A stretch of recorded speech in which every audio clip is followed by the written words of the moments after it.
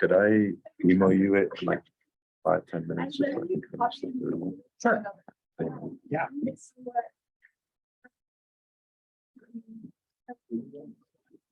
Thank you.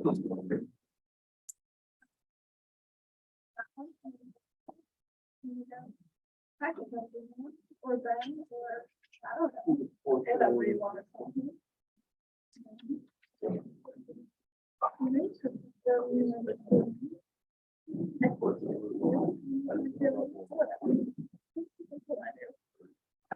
Every single time.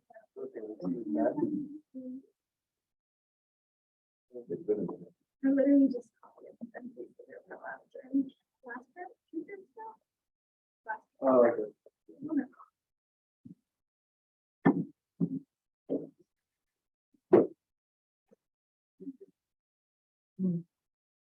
Yeah.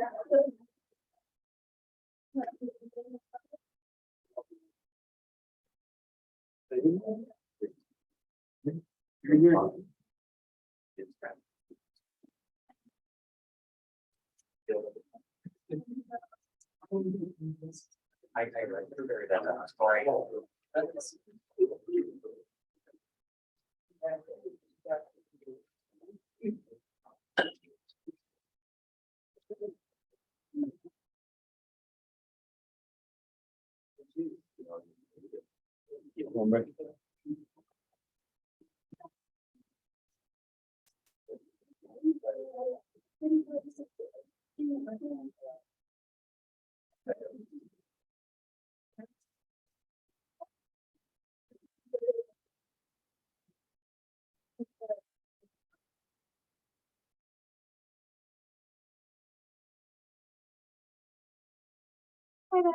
Thank you.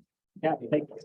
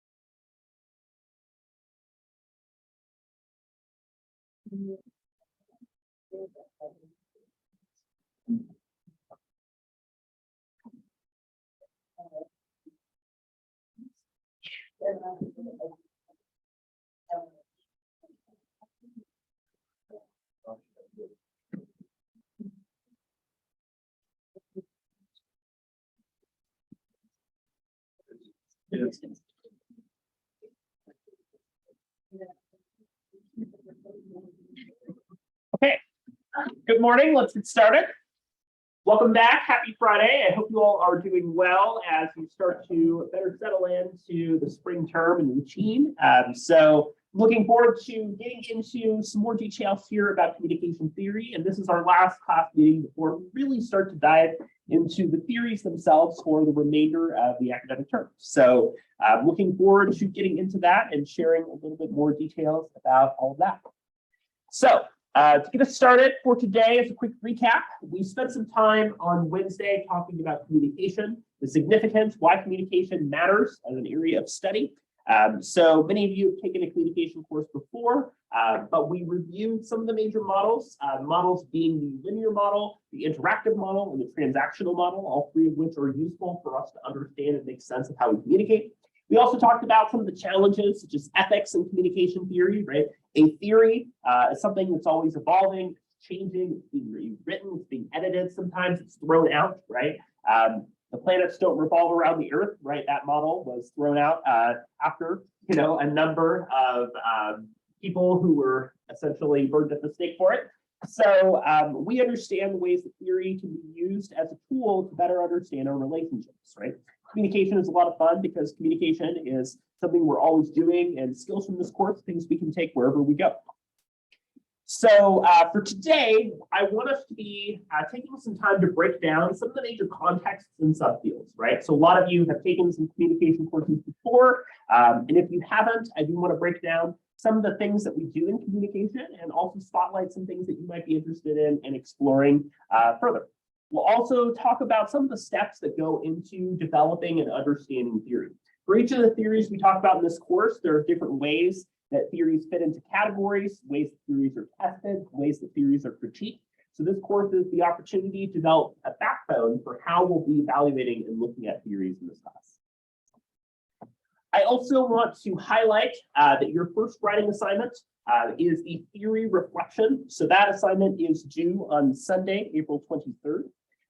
The assignment description and rubric for this one is available for you to access on Canvas. Should show up under your upcoming due assignments. It also shows up here under week 3 of the calendar for the course.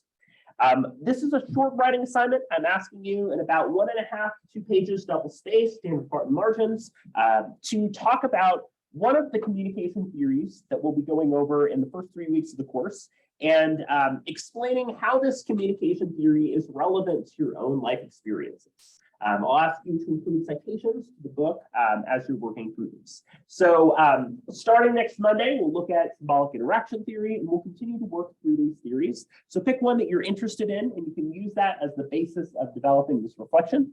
You'll also notice that I have a full rubric that goes over how I'll break down and grade this assignment too, including the structure and length requirements, style and organization, and the elements of the reflection itself that I'm looking at, in an effort to be as transparent with you as possible about how this assignment is going to be graded.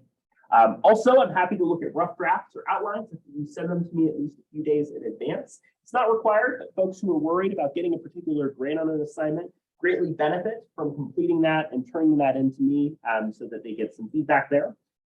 Also, if you know that this is a pressure point for you, like the due date of April 23rd is a time where you have a whole bunch of other exams or assignments, let me know at least a week in advance if you'd like an extension to what specific date, and I'm happy to help you working through that.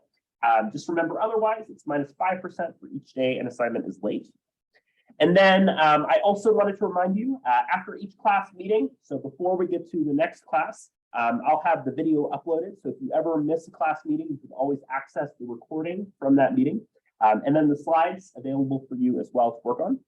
Remember, the week 1 quiz is due by this Sunday. It's open note, open book, it's just on Canvas.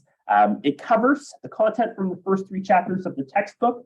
But since I know a lot of you are still accessing the textbook, trying to get a copy, a PDF is available. You just click on the PDF and you have the reading for the first week. So you will need the textbook beginning in week 2, but for now you have that here. How many people already have access to the full textbook in some form? Okay, so a couple of you. I would recommend that you either reach out to the EOU bookstore or you do the pretty straightforward ebook option where you can rent an ebook for about $33, and hopefully it's not too bad. Once you do that, you can easily and instantly access that as well. So before we get into some of the new stuff for today, is there anybody that's here for the first time? Okay, welcome, glad to have you here. I asked folks to share their name, to share their major, what they're thinking about as a major, and share something they did over spring break. Okay, so I'm Brandon Lavoy. My major is computer science. I'm minoring in communications and mathematics. And over spring break, I was actually having a lot of fun. I'm trying to figure out how to design 3D printing models for my 3D printer using an iPad, which has been a pain in the butt. Awesome. Welcome, Brandon. I am impressed with the amount of things that we developed with 3D printing. And there were folks who were doing like art, like they had like these very elaborately designed like, worms with little segments that they created in 3D printing. It's really cool stuff. So I'd imagine it has a lot of challenges, but welcome. Glad to have you here. Yeah, that's great. So to get started for today, I want to take some time to talk about some of the different traditions of communication, right? A lot of you who have taken courses before have likely explored some of these in some capacity. You can think about these as the types of approaches or styles that we take towards studying something, right? So let's talk a little bit more about them. So the first one is rhetorical. So if we think about the study of rhetoric, we have writing and English that does a lot of work in related courses there. But rhetoric is essentially about how we use the tools of persuasion, how we use communication to influence and impact one another, right? Oftentimes we hear rhetoric used in a pejorative sense, like, oh, that's just rhetoric, or the rhetoric of X political party, right? But rhetoric is really about persuasion, it's about influence, it's about understanding how to develop effective messages. It goes all the way back to Aristotle, right? If you're familiar with some of those pieces, including Aristotle's rhetoric, he lays out an understanding of different types of rhetoric, being focused on forensic, the study of the past, how we make sense of the past, right? So things like crime scenes are examples of that. Celebratory, which is censure or celebration in the present, things like eulogies, or like an after dinner speech, or a toast or commencement address. And then deliberative, which is about the future, right? Congressional deliberations, discussing a bill or legislation, deciding where to go for dinner, right? Those are things that fit more in that category. So how do we use communication to convince and persuade each other is what rhetorical approaches are interested in. So if you see a theory in this course that uses the rhetorical tradition, it's concerned with how we use persuasion. One way of thinking about this is you might be familiar with a common phrase that a lot of companies such as gum companies like to put out, which is 4 out of 5 dentists surveyed would recommend Trident for patients who chew gum, right? The rhetorical perspective is to take a step back and look at this and say, okay, first of all, who are these four out of 5 dentists? Why were these 5 dentists chosen? What are their qualifications? What are their backgrounds? Why would they recommend it? What are the things that this gum is doing for them? Who's the one? And why did the one dentist dissent and say that this is not a good thing they would recommend, right? So there are a lot of issues with how this advertisement is presenting itself. We see a lot of misleading and challenging types of ads and information. The rhetorical approach is trying to understand and pick apart the message and how the message is trying to convey an idea. We also have the semiotic perspective, right? So pictured here at the top is Roland Barthes, who is the developer of semiotics as a study. Semiotics is concerned with how we're using signs to communicate with one another, right? We think about communication. Communication is about how we use symbols and signs to engage with one another. A collection of words, right? The squiggles, the lines, and curvature of those are things that we're attaching meaning to those signs, right? So an approach that's understanding semiotics is understanding how the signs we use, whether they're symbols, whether they're words, what is it that's trying to be shared between people, right? I'll give you one example. This is a common pedestrian sign that we see in the United States, right? It's indicating that there's a crosswalk and that somebody should probably stop, particularly if there is a light under it that's blinking, right? Pictured here on the right, anybody recognize this symbol or know who that is? So that is the Ampelmann, which is the symbol that's used as a pedestrian sign in Germany. And there's a whole story about him and like how he was developed as an icon. If you go to Berlin, they even have like an entire gift shop that's themed after the Ampelmann, so you can get like hats and various belongings based off of him, right? But what we use as a symbol or sign to indicate walking looks different across countries and contexts, right? How we use language and study language is different. So how do these signs communicate meaning? How do the symbols that we use convey our social reality? That's what semiotics is looking at. We also have what is known as phenomenological, right? So phenomenological is concerned with how we're making sense of our lives. So there's a popular piece, it's like the phenomenology of the table, right? How one person is viewing a table versus another person. How we make sense of our lives is shaped by our lived experiences, our perspectives, our backgrounds. You all shared where you grew up. Many of you grew up in very different parts of either the state or the country, right? And that's shaped your understanding of the world, your social relationships, where you went to school, your friend and family connections, right? The phenomena that you have experienced in your life has shaped the way that you make sense of it, right? Additionally here, we might look at this in terms of categories, right? So there are, one example of this is the model known as the Johari window, right? Which looks at 4 different quadrants of how we understand ourselves relative to others. We either have an open self that we know about ourselves and other people. Maybe that's information about your life that you've chosen to share. Things that other people know about you, but you don't know about yourself. For example, maybe you've got broccoli in your teeth while you're talking, right? Things that you know about yourself that you don't share with others. Perhaps details about your life that just you haven't brought up yet. And things that nobody knows. Perhaps you have a hidden talent or skill that nobody knows that you've developed yet. So this is an example here. The Johari window is an example of how the phenomenological approach can be used. How do we make sense of our lives? Well, this is one way of modeling and breaking that down. The cybernetic, this is an approach that is a little bit different than what it sounds like. This sounds like very high-tech, computer-oriented stuff. But the cybernetic approach is actually pretty straightforward.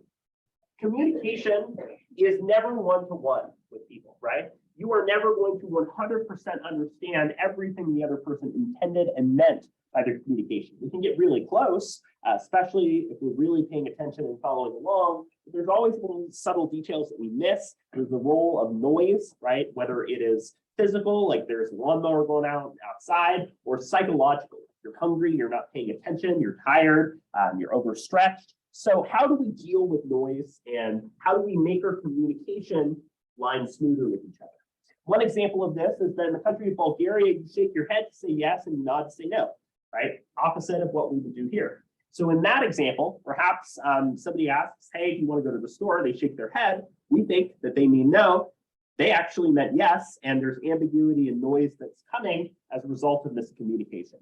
So how do we bridge the gap and address miscommunication? Well, that's what the cybernetic approach is trying to better understand.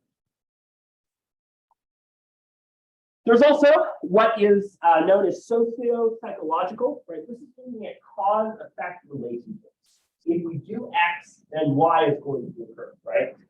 So that can be challenging for us to develop in theories, but trying to understand how things connect with each other is a big goal here. So we might be familiar with Pavlov's dog, right? You ring the bell, the dog salivates because they know they're going to get a treat. And they've been conditioned to have that effect from that cause being developed. One example of a theory we'll be looking at later on in the term is what's known as cultivation theory, right? Cultivation theory argues that as we become more and more exposed to a certain form of media, we come to believe that that media better represents reality. For instance, there has been ongoing debate and discussion about kids who watch violent television programming or play violent video games. Right? There are a lot of people who say no, that does not actually lead to real world violence, but there are others who contend that it does, which would fall under cultivation theory. Sociocultural is a question of how we create and develop reality together. The culture is dealing with the total of our experiences related to factors such as ethnicity, our backgrounds, our shared traditions and experiences. How do we develop that sense of culture, community, and relationships with one another? And how do we communicate across different cultures? A couple years ago, the film Coda, right, won Best Picture. Coda is a film, stands for Child of a Deaf Adult, right? This is the idea that there's a deaf family, right? And one of the characters is hearing, right, has the ability to hear. And it's about how that family and their own deaf culture is relating to their child and their child's own experience being hearing and listening and being involved in music, right? So how do they bridge those differences? How do they communicate with one another, right? Coda is a film that was really trying to explore and bridge some of those differences too. And we have critical, right? So how does power relate to communication? So I mentioned a lot of my research is in disability communication. One piece that I looked at was examining a campaign called Click the Vote, which was designed to raise awareness about accessibility issues in voting in the United States. Things like polling machines that were broken, a lack of disability accessible parking or ramps or other facilities that prevented folks with disabilities to be able to vote effectively. So examining and critiquing power and its role in the communication process is what the critical approach is ultimately looking at, right? Critical being this sort of investigation and interrogation of power and its relationship to communication. So that goes over the major traditions, right, or approaches we have. How do we go about studying? What are the questions that we might have? So in addition to traditions we have what are known as contexts or subfields, right? One way of thinking about the difference between these two is to say the difference between how we're studying it, the questions we try to ask, versus what it is that we're studying. What are the humans or the group that we're choosing to analyze, right? So if you think of traditions, think about how we do it. And if we think about context, we're thinking about what we're looking at. So we can start with interpersonal. Interpersonal, right? The RA here is the important keyword here, is talking and engaging with yourself. So maybe that's looking in the mirror, noting how you look today, saying, oh no, I've got a zit right before this meeting, right? Or perhaps you are debating with yourself about what you should do. Should I travel over the weekend or should I stay home, right? Talking to yourself is oftentimes a strategy that we utilize to understand our relationships. So we don't often use interpersonal communication in theory, but you'll see it paired with interpersonal communication in some of the early theories that we go over in this class. Then we have interpersonal communication, right, which is, of course, we offer at EOU, and that is typically two people who are communicating with one another in a meaningful or significant way, right? A lot of theories we'll talk about early in the term relate to interpersonal communication because they're looking at how the dynamics between two people are playing out and impacting each other. How do things such as reputation, culture, background, and experience impact the way that two people are choosing to communicate? Small group, that's another class we have here at EOU. Small group communication is generally in the 3 to 12 person range, right? So generally in small group communication, we're looking at the unique dynamics that people in a team or group setting use with one another. For instance, how do people take turns talking? What is the structure? How are meetings scheduled with one another, right? So there's a lot of dynamics that play out in small group settings that will be relevant for some of these theories too. We then have organizational communication. Then we have organizational communication at EOU. This is generally speaking more about how an organization or entity uses communication in the context of structures and hierarchy. So in other words, Eastern Oregon University, right, is an example of an organization that takes organizational communication. If you get info lines, which are those messages, right, that contain updates and information, that's an example of organizational communication. Maybe you are a part of a company or group as part of the work, right? Also an example of organizational communication. Some of the theories we'll be looking at, such as organizational culture theory, deal with how organizations and groups create a sense of community and camaraderie with one another. For example, a lot of groups are very kind of non-normatively structured. Perhaps they have like very open floor plans and space for people to openly talk and communicate with one another. Some companies, such as the video game company Valve, are kind of famous for having a much less structured format to their organization. The public and rhetorical approach, right? So rhetoric can be both a tradition as well as a context or subfield, right? This is more concerned with how we're reaching audiences through the use of things such as public speaking and persuasion. We might also look at this in the context of something such as public relations, right? So if somebody is giving a speech or presentation to a group, maybe they are speaking to a group of high schoolers, telling them why they should go to college, or maybe we have somebody like the president giving an address. How are they doing that? What are the strategies that they're using, and how can we use things like public speaking as a tool of persuasion, right? How can we use outreach? How can we use things such as like a video essay or a podcast or stream as a way of reaching a population as well? By the way, if this is an area that's of interest to you, like you're interested in debate, argumentation, and all of that, Professor Jim Benton is working on the launch of a debate team. I encourage you to reach out to him if you're interested and want to pursue that. There's also the idea of mass media, right? So we have a number of media-related courses here at EOU, things such as media theory, media ethics are courses that get into some of these topics as well. We think about media, we think about how things such as television, film, social media, right? We've had a lot of ongoing congressional discussions surrounding TikTok, whether or not TikTok should be banned at the federal level. So there's a lot of debate and discussion with regard to media and mediated communication and the role that it has in society. We've seen a big shift to analyzing social media in the last 10 to 15 years. right? A lot of pieces that'll look at outlets such as Twitter, how tweets are used to circulate ideas and consciousness. If you've ever found yourself down in the comments section in Twitter, right, or like Twitter war, right, we know that a lot of communication via social media is happening. We also know in the context of COVID-19, the way that the shift to a lot of online deliveries, such as Zoom, has posed a lot of challenges. A lot of people, while they appreciated the opportunity to engage with each other, still started to notice some of the problems, right? They weren't physically people that we were able to engage with face to face. And studies have actually found, right, the cognitive effect that Zoom has had too. You have these tiny little rectangles where it's much harder for us to interpret and understand nonverbal communication. And as a result, our brains work extra hard to make sense of our nonverbal communication with each other, and contributes to a lot of fatigue and exhaustion that we experience in these settings too. So mass and media theories are going to be very concerned with trying to understand and make sense of how media impacts the communication process. We'll be looking at theories that get into this in a bit more detail, things such as the gender setting theory. How do media use headlines and information at the top of the docket to get us talking and thinking about various issues? And then the cultural approach, kind of similarly, it's both tradition and a way of doing communication. So how do we communicate within intra-cultural, and how do we communicate across different cultures, known as intercultural? We also have an intercultural communication course here at UU.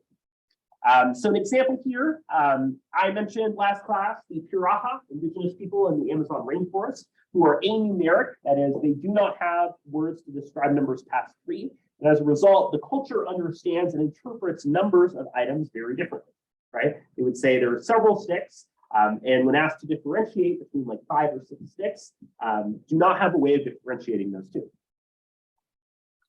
So if we look at these different types of traditions, and we look at these different types of contexts, we see a lot of different examples here of how some of these elements play out.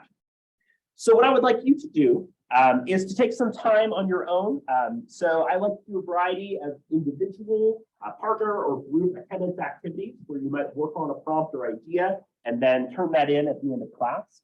What I want you to do is to take some time to pick one tradition here on the left and one context here on the right of communication. Based on what we've discussed so far, how would this tradition approach this context? In other words, maybe you're explaining how the cybernetic approach can help us to engage in interpersonal communication. And then give us an example of a topic or issue that this tradition would use to explore this topic or context. So I'll give you some time to develop and work on this prompt on your own, and we'll come back together to discuss some things further after that. Are we going to be doing this in a class? Yes.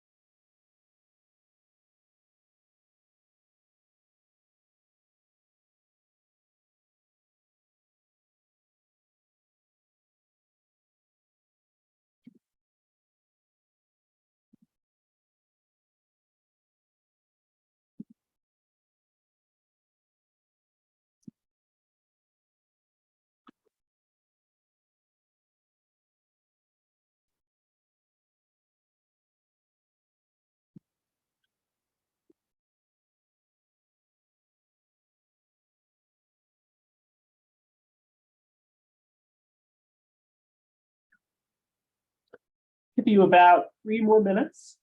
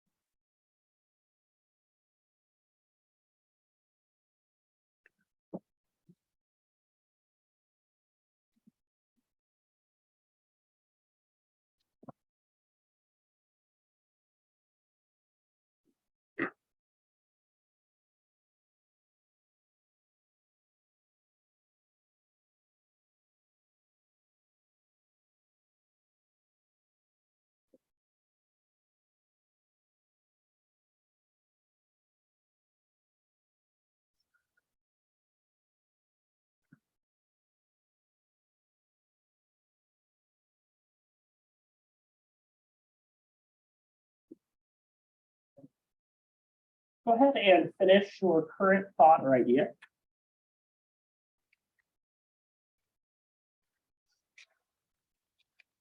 So I'll grab these from you in just a little bit. You're welcome if you have a couple loose ends to continue to work on that. So I wanted to do this so that we can start to look at how these two things connect to each other. Both what approach are we using to study something and what is the thing that we're studying? Because each theory in this course is going to be connected to some traditions and to some contexts. So I think this is useful as we're understanding the theories that cover this really wide range to know what it is that we're talking about. So I want to get into a little bit more elements about essentially how a theory works, right? And as we go through each chapter in this course, understanding some of the nuts and bolts of the theories that are explained to us, right? So if we think about a theory, as you all discussed on the first day of class, examples such as the Big Bang Theory discusses the creation of the universe and one such explanation for it, right? A theory is essentially an abstract system, right? So it is very abstract or general or broad. It is a system that is organized with regard to concepts, right? Terms, ideas, or thoughts that indicate relationships between these concepts and help us to understand a phenomenon or issue. And so that's a pretty big definition, but if we break it down, it helps us to understand how a theory is bringing forth ideas. So for instance, if we were to suggest theories such as face negotiation theory, right? Face negotiation theory presents the concept of face, that is our public reputation or presentation to other people. The idea that we try to maintain a positive face or reputation with the relationships that we form with those around us, right? So in other words, it's taking the concept of face and applying and explaining how we use that face in our human relationships. So each theory has got its concepts. It's explaining how those concepts connect to each other in a way that helps us to better understand our own communication. So concepts, these words and phrases could look really different. One example here of a concept is in the context of the rhetorical situation, right? So this is the theory that suggests that public communication has 3 elements: exigence, audience, and constraints. Exigence is the imperfection marked by urgency, the issue that is urging somebody to speak. Perhaps if we use the example of Robert F. Kennedy addressing MLK's assassination, right? The exigence is that MLK had just been killed. The audience is to whom somebody is addressing, so reaching the public of the United States following this event, and the constraints being the factors that impact and implicate the way that the person speaks. So these terms, right, exigence, constraints, those are examples, concepts to a theory. Concepts can be both nominal, right, things that we cannot observe, and real, or things that we can observe, right? So we'll be looking at some theories that are trying to explain phenomena that's challenging, right, that we can't necessarily quantify, but other theories will suggest a very specific relationship. One of the theories, uncertainty reduction theory, says if X, then Y, right? If we have greater comfort, less uncertainty with other people, we are going to express more nonverbal communication. That is a real observable thing that we can see within that theory.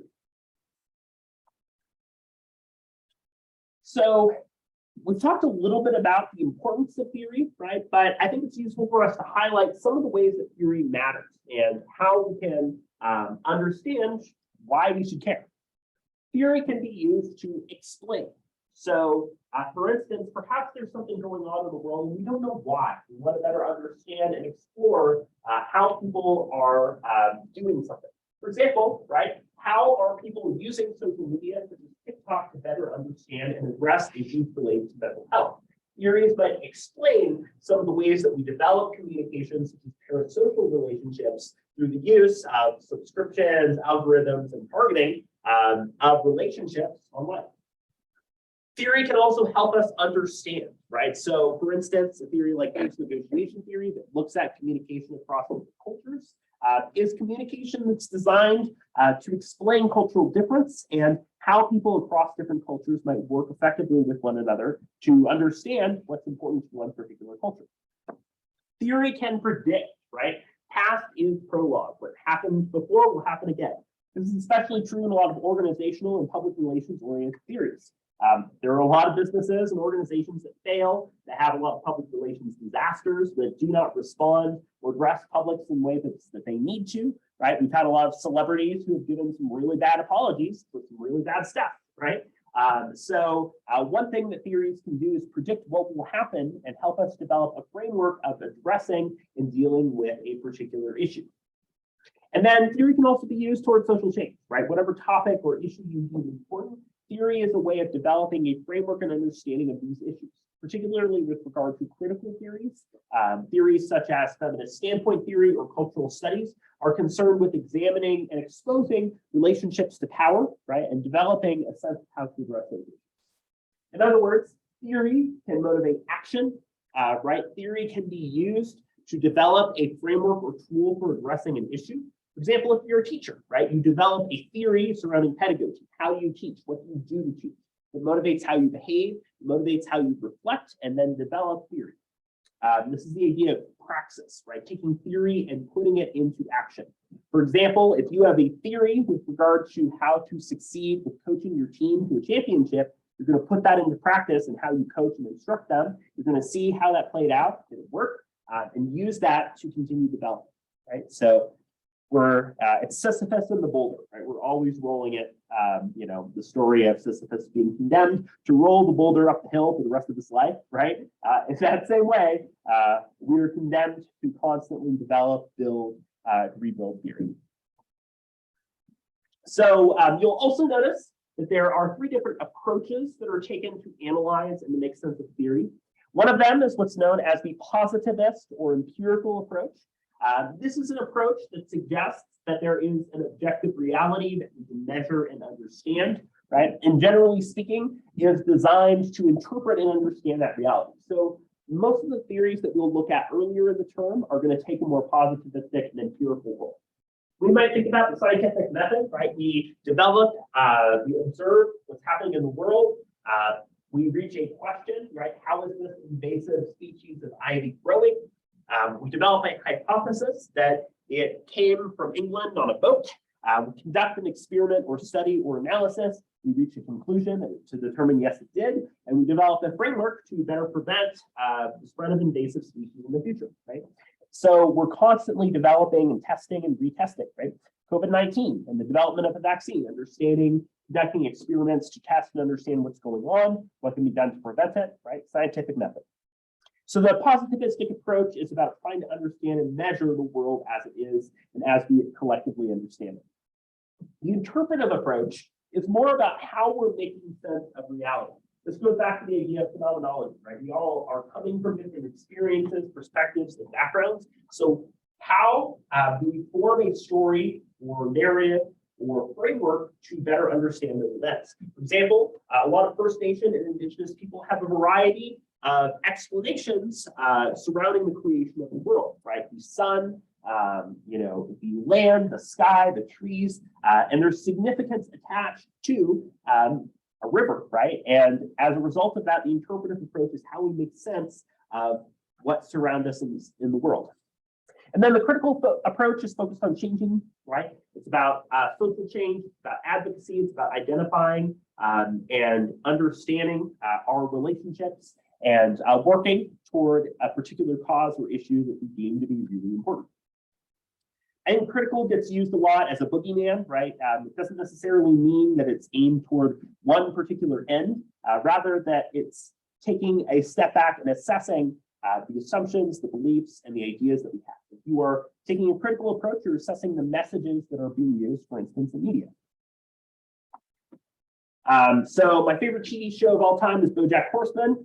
There is a funny joke in that show where there is a TV show that's called What Do They Know? Do They Know Things? Let's Find Out. That's a great example of the idea of epistemology. Epistemology is what do we know? How do we know it, right? How do we come to understand and evaluate the world, right? So epistemology is our process of developing, creating, and utilizing knowledge. So how we come to understand the world and the relationships with those around us is something that we explore through epistemology. Ontology is exploring the concept of identity. How do we form and develop a sense of identity? And how does our identity shape our human interactions with others, right? The entire way that we can create an identity is through communication. You think about the labels and words that you use to describe yourself, such as where you're from, such as elements like gender, race, culture, right? Language is what's being used to develop our sense of self.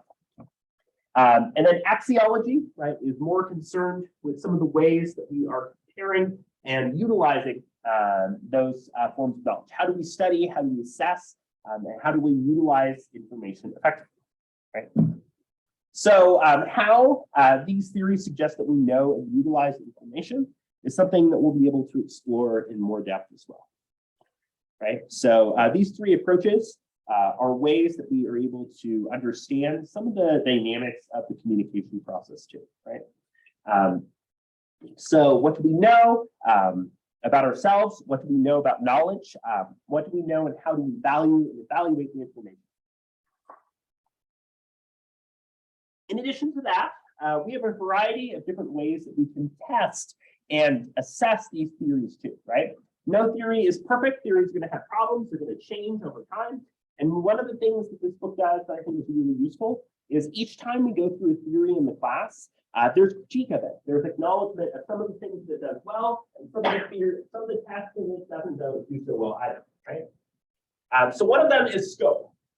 How broad or how narrow is the theory in terms of the topics or issues that it's covering?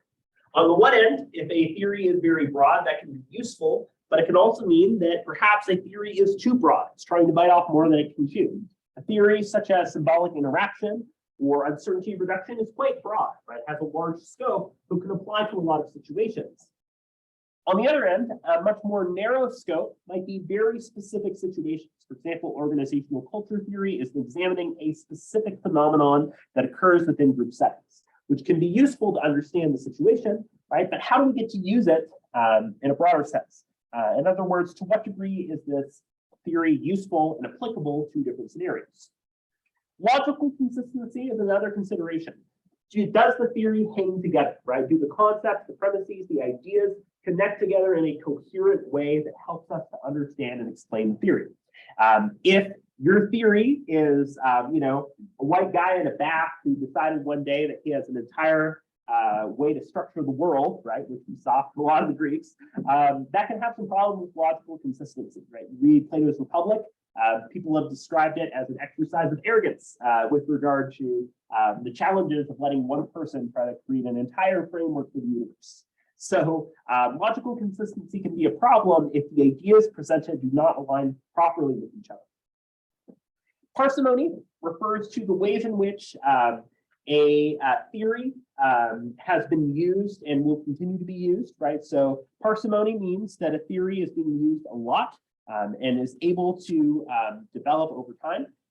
In other words, the ability of a theory to be used, to be reused, to develop is something that we explore as well.